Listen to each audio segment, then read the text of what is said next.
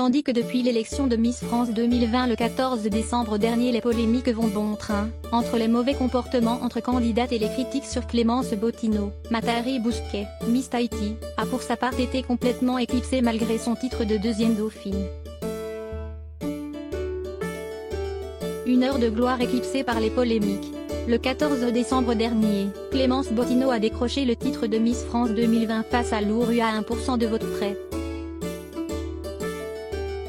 Sauvée de justesse par les téléspectateurs, tandis que le jury et les internautes lui préféraient Miss Provence, la jeune femme de 22 ans fait désormais l'objet d'un acharnement, notamment sur les réseaux sociaux, mais aussi d'insultes racistes.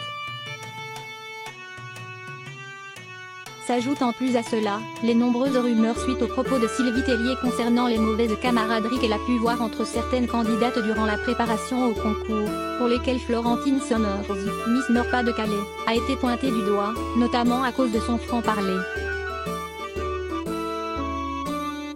Autant de polémiques qui ont par ailleurs complètement éclipsé une jeune candidate de choix, Matahari Bousquet.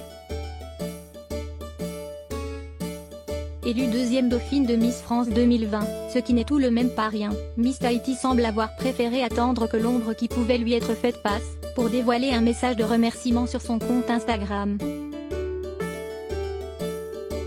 Je me remets peu à peu de ce week-end riche en émotions et je tenais à vous remercier du fond du cœur, a-t-elle ainsi commencé en légende d'une vidéo de son dernier passage sur scène, avant le résultat final, et de poursuivre, vous qui m'avez soutenu depuis le début, vous qui m'avez fait confiance et qui avez cru en moi, merci pour tout, et merci d'avoir explosé votre forfait téléphone pour les votes.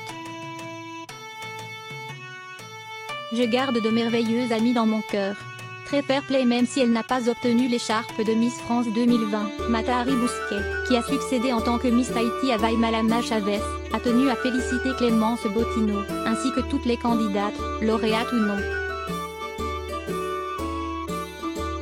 Vous étiez toutes magnifiques et c'était un plaisir de vivre cette aventure à vos côtés. Je garde des souvenirs impérissables dans ma tête et de merveilleux amis dans mon cœur, a-t-elle ajouté, laissant entendre que pour sa part, elle n'a pas eu de mal à se faire une place parmi ces 30 candidates conquérantes, dans laquelle la solidarité n'était pas forcément au rendez-vous.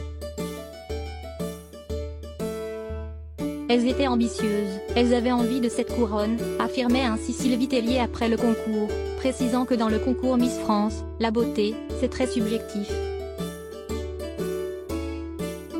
Si pour sa part Lucie Cossanel, Miss Languedoc-Roussillon, a confirmé qu'il y avait eu des tensions entre les candidates, Matahari Bousquet a préféré ne pas s'épancher sur ce sujet, et plutôt remercier ceux qui l'ont soutenue.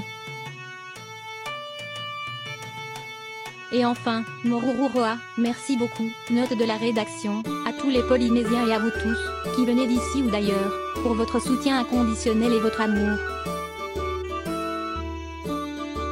Vous m'avez porté jusqu'au bout et ce titre de deuxième dauphine de Miss France est pour vous, a-t-elle conclu.